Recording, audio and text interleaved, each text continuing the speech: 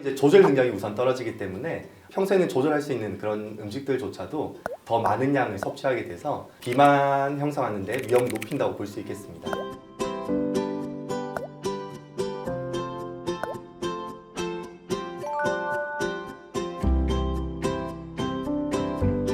안녕하세요. 연세베스트 내과 권상재 원장입니다.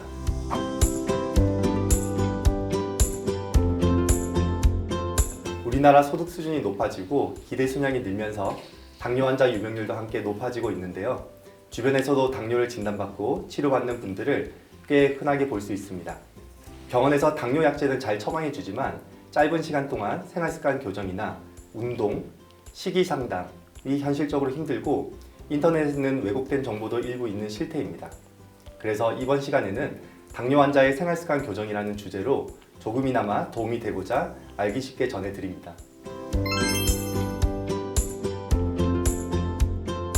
당뇨의 당이 나타내듯 첫째 탄수화물을 줄이는 것이 중요하며 특히 단당류를 줄이는 것이 도움이 됩니다.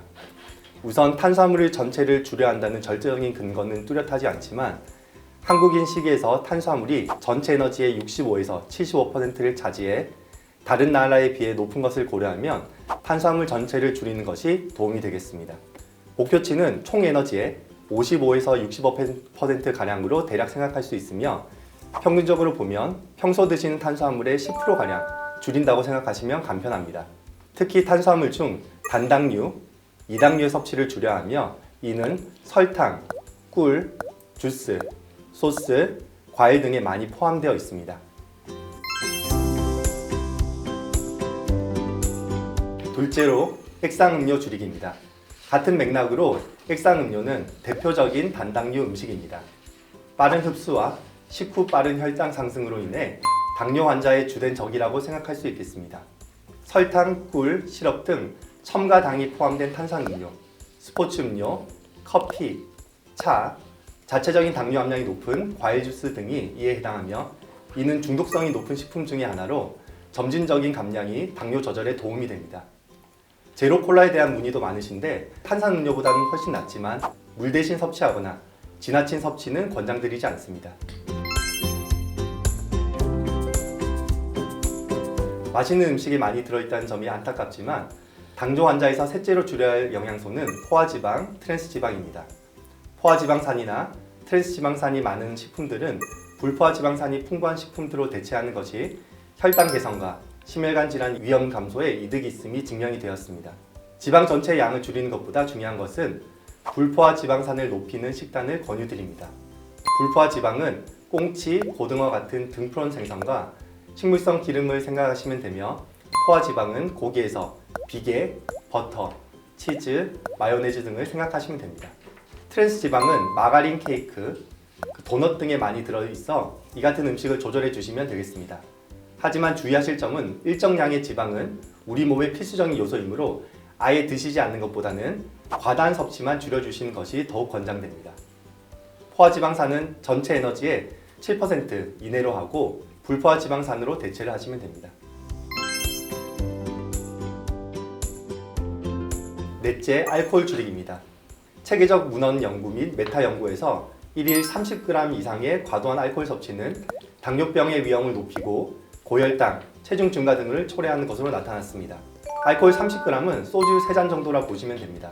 직접적인 당뇨병 위험 증가뿐만 아니라 체중 증가, 지방간 등 인슐린 저항성을 높일 수 있으며 알코올 섭취와 동반되는 과다한 칼로리 섭취 또한 위험을 배가시킨다고 볼 수 있습니다. 특히 인슐린 또는 인슐린 분비 촉진제를 사용 중인 환자에게서 음주 시 저혈당의 위험까지 초래하여 당뇨 환자에서 피해야 할 대표적인 음식의 하나로 생각할 수 있겠습니다. 영양분은 크게 탄수화물, 단백질, 지방이 있으며 미네랄, 비타민 등 무수한 영양소가 있어 다양한 음식을 골고루 드시는 것을 권장드립니다. 첫째, 탄수화물은 식이섬유가 풍부한 통곡물, 채소, 곡류, 과일, 유제품의 형태로 섭취하는 것이 당뇨에 도움이 됩니다. 그리고 음료수, 설탕 등의 당류 섭취는 최소화합니다. 당류 섭취를 줄이는 데 어려움이 있는 경우 인공 감미료를 사용을 제한적으로 고려할 수 있습니다. 둘째로 단백질 섭취는 제한할 필요가 없으며 신장 질환이 있는 경우에도 더 엄격하게 제한하지 않습니다. 한국인의 평균 식단은 단백질이 낮고 탄수화물, 염분이 높다는 점을 고려하면 기존의 식단에서 단백질을 높이고 탄수화물, 염분은 일부 줄여주시면 됩니다. 셋째로 포화지방산과 트랜스지방산이 많은 식품은 불포화지방산이 풍부한 식품으로 대체합니다. 동물성 지방을 생선, 식물성 지방으로 대체하며 버터, 마가린, 튀긴 음식들을 줄여주시면 됩니다. 나트륨 섭취는 1일 2300mg 이내로 권고하며 라면, 국물 음식 등의 나트륨이 많기 때문에 덜 짜게 드시는 습관을 키우시는 것이 도움이 됩니다. 다섯째, 가급적 금주를 권고하지만 술을 드시더라도 3잔 이하 등으로 양을 조절해 주시면 많은 도움이 됩니다. 탄수화물, 단백질, 지방의 균형 잡힌 영양 섭취가 중요합니다.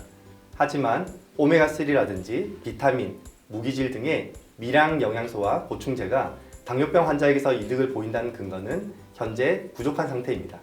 따라서 개별적인 의학적 상태 및 주치의와의 상담을 통해 영양 섭취를 결정하는 것이 좋겠습니다. 비타민과 무기질은 우리 몸을 구성하고 생체 반응을 조절하는 데 필수적인 영양소입니다. 하지만 이런 영양소들은 보충제 형태보다는 통곡물, 신선한 채소나 과일, 유제품 등 식품의 형태로 섭취하는 것이 좋습니다. 효과가 입증이 필요한 미량 영양소 보충제와 건강보조식품에 의존하기보다는 음식을 골고루 드시는 것을 권유드립니다.